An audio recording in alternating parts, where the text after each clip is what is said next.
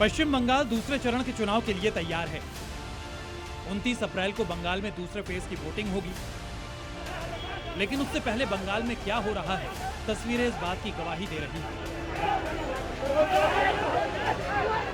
पश्चिम बंगाल की ये तस्वीरें हैरान और परेशान नहीं करती। ऐसा इसलिए क्योंकि बंगाल की सियासी विरासत का यही रक्त चरित्र है। इस रक्त चरित्र की सबसे ताजा रिपोर्ट नॉर्थ 24 परगना से सामने आई है। नॉर्थ 24 परगना के जगत दल में बीजेपी और टीएमसी कार्यकर्ता आपस में भिड़ गए, एक दूसरे को थप्पड़ मारने लगे, धक्का मुक्की करने लगे, सुरक्षा में तैनात जवानों के सामने बवाल काटने लगे। इन जवानों की तरफ से दोनों गुटों को अलग अलग करने की कोशिश भी की गई, लेकिन कोई भी शांत होने का नाम नहीं ले रहा था। पीएम मोदी की रैली से पहले ये बवाल हुआ। आरोप है कि राजनीतिक पार्टी के झंडे और इसके बाद पोस्टर फाड़ने के बाद टीएमसी और बीजेपी के कार्यकर्ता आमने सामने हो गए। उसके बाद बहस हुई, ये बहस पत्थरबाजी तक पहुंची और फिर हाथापाई शुरू हो गई और देखते ही देखते ये पूरा माहौल वहां बिगड़ गया। लेकिन ये वाकया हमने आपको इसलिए दिखाया क्योंकि चुनाव और हिंसा बंगाल की पुरानी पहचान है, लेकिन पहचान में सबसे खास बम और बारूद। अब सवाल है कि आखिर पश्चिम बंगाल की सियासत में बम बारूद की एंट्री कैसे हुई? क्या बंगाल चुनाव का लंबा खूनी अतीत है? इन सारे सवालों के जवाब देंगे, लेकिन उससे पहले एक और तस्वीर जो नॉर्थ 24 परगना की ही है। यहाँ बीजेपी उम्मीदवार के घर पर बम फेंके गए, बम जो बंगाल की सियासत की हकीकत है। बीजेपी उम्मीदवार के घर फायरिंग हुई, हालात संभालने पहुंचे सुरक्षाकर्मी गोली लगने से घायल हो गए। बीजेपी का आरोप है कि टीएमसी समर्थकों की गोलीबारी में जवान घायल हुआ, जबकि टीएमसी ने इसे बीजेपी की साजिश करार दिया है। हमारा ड्राइवर उस टाइम हमको ड्रॉप करके वहाँ खड़ा था, पानी पी रहा था। हम लोग अभी फुटेज में उसको देखें, और उसका फिर उसके ऊपर पत्थर चला, वो जल्दी शटर बंद कर दिया। शटर बंद करने के बाद फिर बम चला, उसके बाद फिर फायरिंग होने लगी। फायरिंग होने के बाद उसी में हमारा सीआईएसएफ का एक गोली लग गया। अगर ये लोग पावर में आएगा तो हर जगह होगा।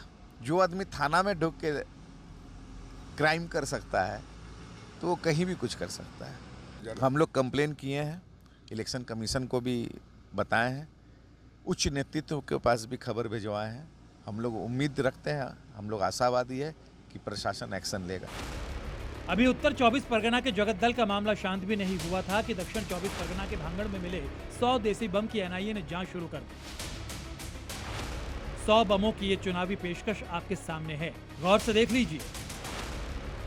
आपको बता दें कि भांगड़ में दूसरे चरण में मतदान होना है, लेकिन वोटिंग से ठीक पहले इस बरामदगी को लेकर गृह मंत्रालय एक्शन में आ गया। एनआईए को जांच सौंप दी गई, आरोपी को पकड़ लिया गया, उसकी पहचान अहीदुल इस्लाम के रूप में हुई। आरोप लगाया जा रहा है कि गिरफ्तार शख्स टीएमसी कार्यकर्ता है। वहीं जांच एजेंसी का दावा है कि आरोपी इस साजिश का अहम हिस्सा है। दूसरे दौर की वोटिंग से पहले आइए चलिए राजधानी कोलकाता। सिटी ऑफ जॉय कहलाता है कोलकाता, लेकिन ये नाम तब तक ही है जब तक सियासी खींचतान नहीं है। अब कोलकाता की ये तस्वीरें देखिए। कोलकाता में 9 जिंदा बम बरामद हुए हैं। ये बम थैले में भरे हुए थे। वोटिंग से पहले बरामद इन बमों की जांच शुरू कर दी गई है। इलाके में भारी फोर्स की तैनाती है, यानी साफ है कि 2026 का बंगाल विधानसभा चुनाव भी हिंसा से अछूता नहीं रहने वाला। भले ही हिंसा का लेवल पुराने दौर जैसा नहीं है, लेकिन इस चुनाव में भी बमबाजी, पत्थरबाजी और दादागिरी में कोई कमी नहीं है। ऐसा हम इसलिए कह रहे हैं क्योंकि 23 अप्रैल को मुर्शिदाबाद में मतदान के दौरान क्रूड बम से हमला किया गया, जिसमें कई लोग घायल हुए। 23 अप्रैल को ही बीरभूम में बीजेपी के पोलिंग एजेंट पर हमला हुआ। 26 अप्रैल को भांगड़ में 100 देसी बमों की बरामदगी हुई, जिसकी जांच एनआईए ने शुरू कर दी है। 26 अप्रैल को जगत दल में बमबारी और फायरिंग हुई, जिसमें सीआईएसएफ जवान घायल हुआ। और 18 मार्च को भांगड़ में ही बम बनाने के दौरान विस्फोट, जिसमें एक व्यक्ति की मौत और 3 लोग घायल हो गए। ये तमाम घटनाएं बताती हैं कि पश्चिम बंगाल और बम बारूद का कनेक्शन 2026 में भी खत्म नहीं हुआ। लगभग 2,40,000 सेंट्रल फोर्स की तैनाती के बावजूद बंगाल में खून बहाने का खेला जारी है। टीएमसी, बीजेपी और लेफ्ट के कार्यकर्ता आपस में भिड़ रहे हैं। पहले चरण के चुनाव के दौरान कई जगह हिंसक झड़पें हुई, नेताओं की गाड़ियों पर पथराव हुए, तो दूसरे चरण की वोटिंग से पहले भी बम बारूद और बवाल देखने को मिल रहा है। इसलिए प्रधानमंत्री नरेंद्र मोदी ने भी बंगाल में चुनाव प्रचार के दौरान बम कल्चर पर ममता बनर्जी सरकार को घेरा। एक तरफ आपको रोजगार देने वाली मिलें बंद हो रही है और दूसरी तरफ गुंडों को रोजगार देने वाली कच्चे बम की फैक्ट्रियां फल फूल रही है। इसलिए टीएमसी के इस सिंडिकेट को भगाना ही होगा, टीएमसी को हराना ही होगा।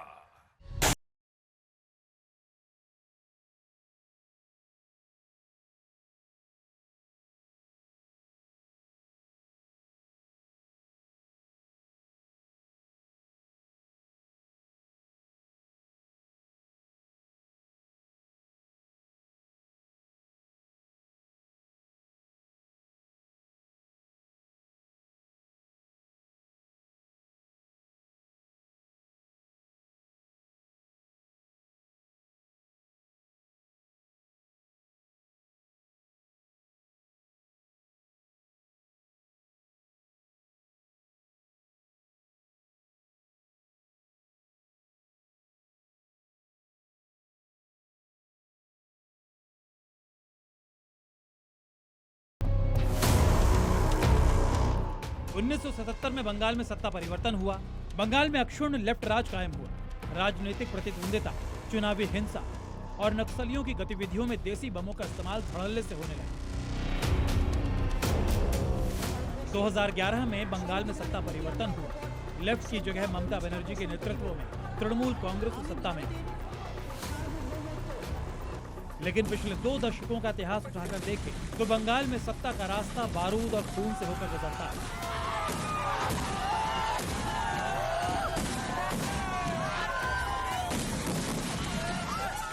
नंदीग्राम से लेकर संदेश खाली तक राजनीतिक वर्चस्व की इस लड़ाई ने हजारों परिवारों को गहरे जख्म दिए हैं। बंगाल में चुनावी हिंसा का सिलसिला किसी एक दल या काल तक सीमित नहीं रहा। पिछले कई सालों में हिंसा का स्वरूप और भी भयानक हुआ। चुनावी रैलियां, नामांकन और मतदान के दिन अक्सर बमों के धमाके और गोलियों की तड़तड़ाहट से गूंजते रहे हैं।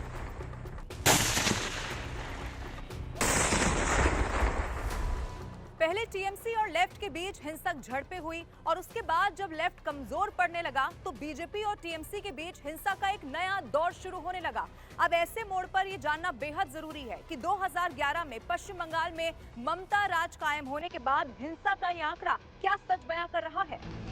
कुछ रिपोर्ट बताती है कि देसी बम के लिए राजनीतिक दल बड़े ऑर्डर देते हैं। चुनाव आते ही देसी बमों की डिमांड बढ़ जाती है।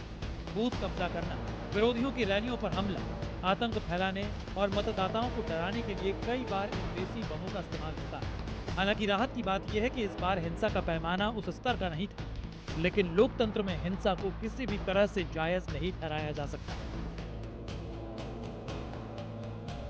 यहाँ एक बात और दिगर है, बंगाल का अवैध बम कारोबार सिर्फ बंगाल के चुनाव की हैसियत नहीं, बंगाल का बम देश के दूसरे राज्यों तक भी पहुंच चुका है। आंध्र प्रदेश, तेलंगाना से लेकर उत्तर प्रदेश और बिहार के अपराधियों तक ने बम बनाने की गुर बंगाल से सीखे। आपको याद होगा यूपी के गैंगस्टर अतीक अहमद का फरार गुर्गा गुड्डू बमबाज। क्या आप जानते हैं कि गुड्डू ने भी बम बनाने का तरीका बंगाल से सीखा था।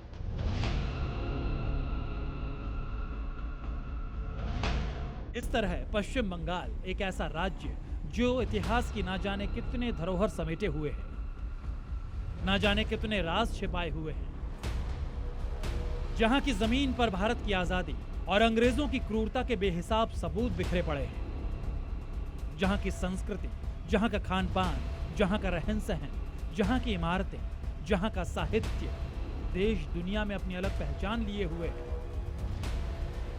उस बंगाल में दूसरे चरण की वोटिंग के लिए राजनीति का शोर थम चुका है। 29 अप्रैल को दूसरे चरण की वोटिंग के लिए पश्चिम बंगाल फिर से तैयार है और तैयार है एक और नया इतिहास लिखने के लिए। ब्यूरो रिपोर्ट, जी मीडिया।